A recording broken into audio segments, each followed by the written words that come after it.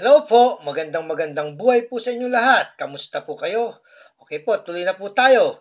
Ito po ay natutungkol sa 5 piso Emilio Aguinaldo 2003. Mangyari, may napasadaan ako dun sa eBay. Error coins naman ang tinitinda niya. Tinitinda niya error coins na 5 piso. Okay po, pupuntahan na po natin para medyo mapabilis tayo para sa isang short video. Okay po, eBay. Ayan ang kanyang coins, no? 2003. 2003, 5 piso error coin. 2,500 niya pong ipinagbibili. Ayan, buy it now, no? 2,500 pala, error coins. Ayan ang kanyang likuran. Titignan naman natin kung sino ang nagtitinda ng error coins sa 2003 na to. Ayan. Ayan, about the seller, Ruruwa, 48, member since 2020, location, Philippines. Ay, salamat, Pilipino ang nagtitinda. Nag-ano na siya, nakapasok na siya ng eBay.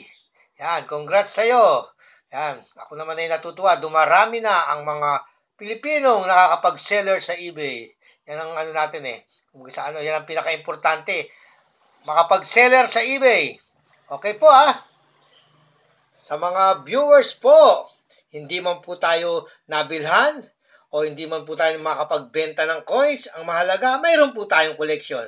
Okay po, hanggang sa muli po, lagi po nating tatandaan, ang mga barya ay bahagi ng kasaysayan at tayo po ay bahagi ng kasaysayan ng Pilipinas.